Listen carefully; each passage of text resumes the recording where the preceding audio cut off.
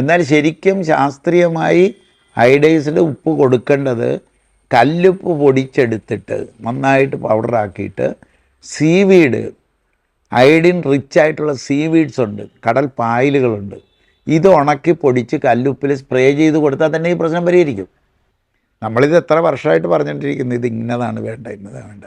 പക്ഷേ കൃഷി ഡിപ്പാർട്ട്മെൻറ്റ് കേൾക്കാൻ തയ്യാറില്ല. ആളുകൾക്കിത് മൈൻഡ് ചെയ്യണമില്ല. കാരണം രോഗം വരുമ്പോൾ ആശുപത്രി പോയാൽ മതി എന്നാണ് ധാരണ. ആശുപത്രി പോയിട്ടൊട്ട് മാറണമില്ല. മത്തിയിൽ അയഡിനുണ്ട്, പക്ഷേ മത്തിയുടെ തലയിലാണ്. തല നമ്മൾ വെട്ടിക്കളയുകയും ചെയ്യും. അപ്പോൾ അയഡിൻ കിട്ടാണ്ട് വരും. കുട്ടികളിൽ തൈറോയ്ഡ് വരും. കുട്ടികളിൽ മാത്രമല്ല തൈറോയ്ഡ് വരിക, എല്ലാവരും തൈറോയ്ഡ് രോഗത്തിലേക്ക് പോകും. കാരണം നമ്മൾ ഇന്ന് കഴിക്കുന്ന ഒരു ഭക്ഷണത്തിലും അയോഡിൻ എന്ന് പറയുന്ന ട്രേസ് എലമെൻ്റ് ഇല്ല. ഇതില്ലാത്ത ഭക്ഷണമാണ് അമ്മ കഴിച്ചുകൊണ്ടിരിക്കുന്നത്, കുഞ്ഞ് കഴിക്കുന്നത്.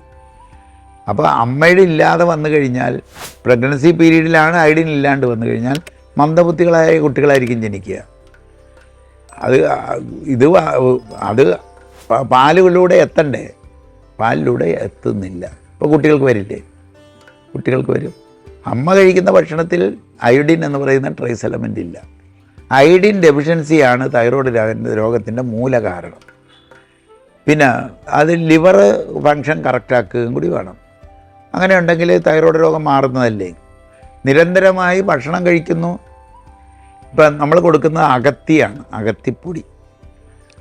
അകത്തിപ്പൊടി കൊടുത്താൽ തൈറോയ്ഡ് പ്രോബ്ലം മാറും.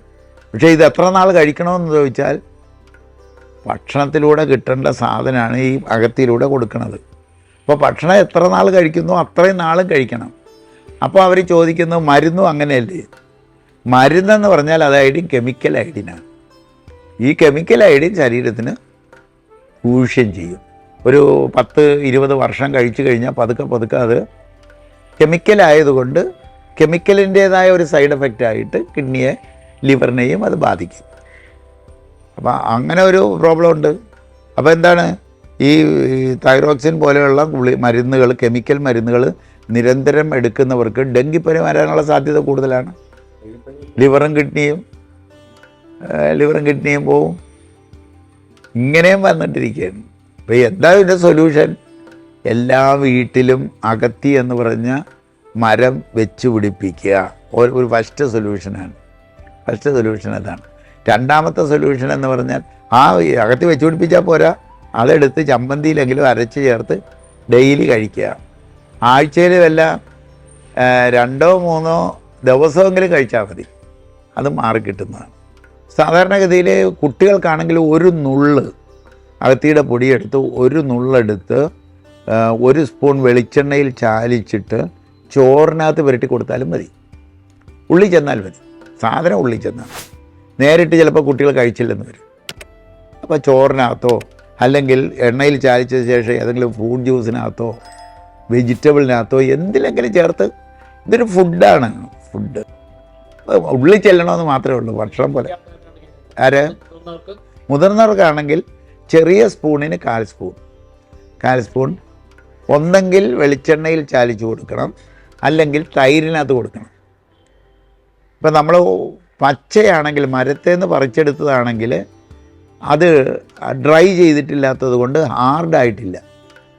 ഇല്ലെങ്കിൽ ഈ അയഡിൻ ഉണക്കി പൊടിച്ചതായി കഴിഞ്ഞാൽ പിന്നെ ഫാറ്റ് സോളിബിളായിട്ട് മാറും.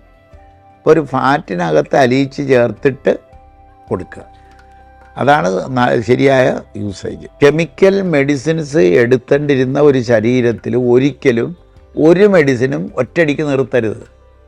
കാരണം കെമിക്കലിൽ നിന്നും ശരീരത്തിനെടുക്കാൻ എളുപ്പമാണ്. അതാണ് ശീലിച്ചിരിക്കുന്ന ശരീരം. ആ ശരീരത്തിലേക്ക് നമ്മൾ ഓർഗാനിക് കൊടുക്കുകയും കെമിക്കൽ അങ്ങ് നിർത്തുകയും ചെയ്താലുണ്ടാകുന്ന ഒരു ദൂഷ്യമുണ്ട്. അതായത് ഓർഗാനിക്കിൽ നിന്ന് സ്വീകരിച്ചെടുക്കാൻ ശരീരം പരുവപ്പെട്ട് വരണം, പഠിച്ചു വരണം. കെമിക്കലിൽ നിന്ന് എടുത്ത് ശീലിച്ചിരുന്ന ശരീരവും കൂടി ആകുമ്പോൾ കുറച്ചുകൂടി ഡിലേ വരും. ഇത് കെമിക്കൽ മരുന്ന് കഴിക്കാത്തവരായിരുന്നെങ്കിൽ ചിലപ്പോൾ കുറച്ചുകൂടി വേഗത്തിലെടുത്തേനെ. ഇതല്ല വരിക. അതായത് ശരിക്കും ശരീരം കെമിക്കലിൽ നിന്ന് പെട്ടെന്ന് എടുത്തെടുത്ത് ശീലിച്ചു. അപ്പോൾ ഓർഗാനിക് ചെന്നു, ചെന്നാലും ചിലപ്പോൾ കുറച്ച് നാളത്തേക്ക് എടുത്തില്ലെന്ന് വരും. ഇപ്പോൾ ഇറച്ചിയും മീനും മുട്ടയും കഴിച്ചുകൊണ്ടിരുന്ന ഒരാൾ ഒരു സുപ്രഭാതത്തിൽ വെജിറ്റേറിയനിലേക്ക് ഷിഫ്റ്റ് ചെയ്തെന്നിരിക്കട്ടെ, കുറച്ച് നാളത്തേക്ക് ഈ പച്ചക്കറികളിൽ നിന്നും എല്ലാ അയണും ഒന്നും എടുക്കാൻ ശരീരത്തിനും അറിയാൻ പാടില്ലായിരിക്കും, കുറച്ച് നാളെടുക്കും. അപ്പോൾ എന്താ ചെയ്യാൻ പറ്റുക? ഗ്രാജ്വലിയെ ഷിഫ്റ്റ് ചെയ്യാവുള്ളൂ. ഇപ്പോൾ മീനിൻ്റെ അളവാണെങ്കിലും ഇറച്ചിയുടെ അളവാണെങ്കിലും കുറച്ച് കൊണ്ടുവരിക. പിന്നെ ആഴ്ചയിൽ ചില ദിവസങ്ങൾ വെജിറ്റേറിയൻ ആകുക. പതുക്കെ ഷിഫ്റ്റ് ചെയ്താൽ വരും. ഇത് തന്നെയാണ് ഇംഗ്ലീഷ് മരുന്നുകൾ ഏത് മരുന്നായാലും ശരി, ടേപ്പർ ചെയ്ത് കൊണ്ടുവന്നേ നിർത്താൻ പറ്റും. അല്ലാതെ നിർത്തിയിട്ടുണ്ടെങ്കിൽ നേരെ റിവേഴ്സ് എഫക്റ്റ് ആയിരിക്കും വരിക. അപ്പോൾ പേടിച്ചും പോകും, ആളുകൾ പേടിച്ചു പോകും. അതല്ലെങ്കിൽ കംപ്ലീറ്റ് നമ്മൾ കഴിക്കുന്ന ഭക്ഷണം ഓർഗാനിക്കിലേക്ക് ഷിഫ്റ്റ് ചെയ്യണം. ഓർഗാനിക് ഫാമിങ്ങിലൂടെ, അതും വെറുതെ ഓർഗാനിക് ഫാമിങ് പോരതാണ്, എല്ലാ ട്രേസ് എലമെൻറ്റും സസ്യജാലങ്ങൾക്ക് കിട്ടുന്ന തരത്തിലെ വളമുണ്ടാക്കിയ ഓർഗാനിക് ഫാമിങ്.